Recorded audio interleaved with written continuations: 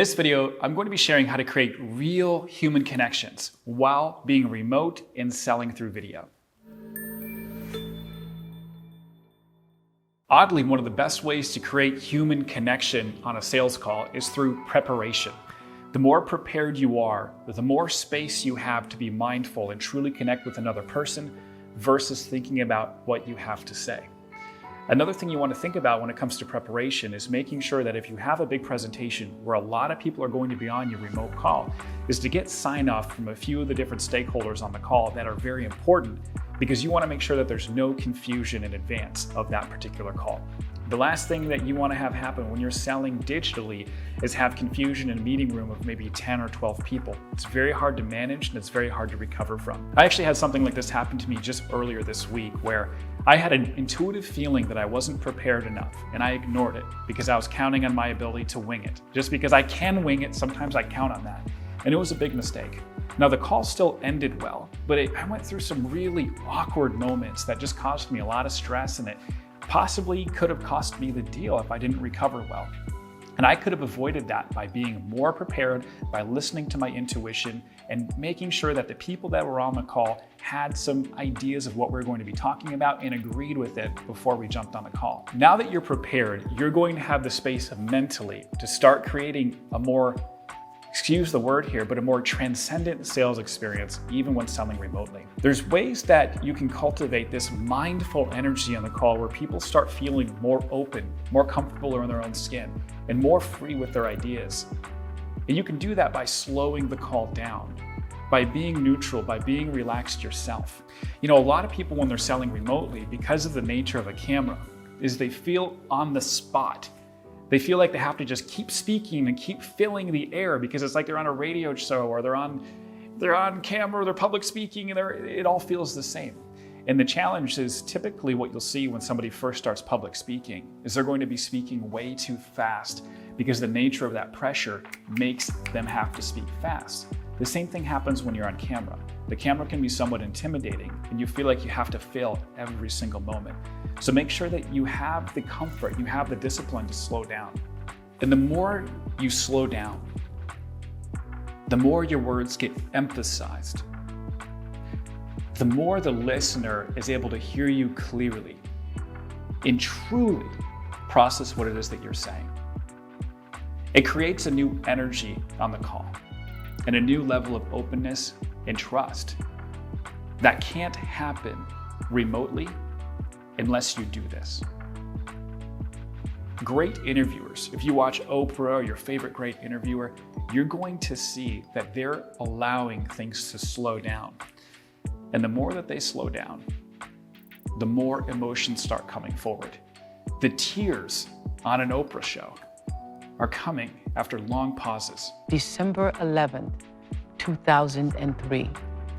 This is the first day in my life I have ever received a gift.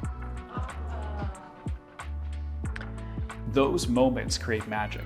And in those moments, you can create and you can replicate on Zoom meetings. The next thing you want to do to create real connection on these remote calls is you want to start talking about just real human things. You want to talk about how you're really feeling right now, how other people might be really feeling. And when you're selling a product or service, you want to be willing and able to talk about how the problem that somebody's facing is impacting them as a person on a human level. It's not gonna be easy. It's gonna be really hard. And we're gonna have to work at this every day, but I wanna do that because I want you. If people aren't talking about their human experience with you, they're more likely just to look at your product or service as a commodity and you as a transactional relationship in their life. But if you start connecting with them by sharing just openly with them how you're feeling, some of your thoughts about the day, your thoughts about anything, and you're openly talking about who you are as a person and you're asking them about who they are, now you've developed a relationship with them that's far more than transactional. You might find yourself closing that sale much more easily with that individual or that team, and you're also going to find them to be friends long-term. So make sure that you're very open with who you are and welcome other people to be open with who they are on these calls. The next way to build trust and connection is to make sure that you don't have all the answers. It's so tempting in sales, especially when you really want to close a sale, and especially when times are tough and every sale is so important to you. It can be tempting just to try to say, oh, I've got all the answers. Yes, I know that problem. I know how to solve that problem. And the more you just start getting wound up like that and acting like you just know everything, the less people actually trust you and the less that they feel close to you. So it's more important to cultivate real connection on a call, to have an air of curiosity where you're setting the tone that this call isn't about me just telling you the answers. This call is about us exploring something together. So you want to be facilitating a journey on the call where you're starting with curiosity yourself. You're curious about their situation. You're curious about their problem. You're curious about who they are as a person. And the more you cultivate curiosity versus certainty, the more curious they're going to be about you, about the things you're saying, about could this really help me? You want them to be in a curiosity state of mind versus a defensive state of mind or a yes, no, I agree or disagree. The more curiosity you create, the more collaboration you're going to create. And when people are collaborating because they're curious, they're persuading themselves versus you having to persuade them. Next, if you're remote selling to a large group, if you've got more than, let's say, 7 people on a call, sometimes it can be really tempting to try to win over every single person. And if one person is skeptical, you can fixate on that one person and try to win them over. But the best thing to do is not to focus too much on that person. If someone says something skeptical, everyone else is going to be watching you like hawks to see how you respond to it. And the best way to respond to it is with non-defensiveness and just say, yeah, that's an interesting point that you brought up there. How does everyone else feel about that? And allow other people to weigh in. What you're going to find is not everyone on the call is going to feel just like that one individual did that's skeptical. And you're going to find a lot of times that the skepticism from the other team members about that person starts to outweigh that individual's point of view.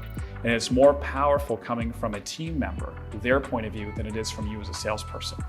Now, of course, you can share at the end some of your takes and some of your experience, but the best way to handle that, because it's a pressure is on type of moment. It's like in an interview with a celebrity and there's the gotcha moment. Everyone starts looking at how is that person going to respond to this? And you just have to relax, be non-defensive. So that's really interesting. How does everyone else feel about that on the call? By following these tips, you're going to create something totally different, something that people aren't used to. You're going to be creating an experience and a journey when selling remotely. When we're in person, it's easier to do this. It's easier to not have to use all these skills because when you're in person, a lot of just that energy of being together starts carrying that feeling forward. But you've got to be mindful about facilitating and creating that experience intentionally. And with these tips, you're going to find yourself so much more powerful, so much more effective, so much more connected to who you are, and so much more connected to who they are. So make sure that as you go into these calls, you're doing it with a mindful energy and cultivate that authentic human connection. You can't do this without being prepared.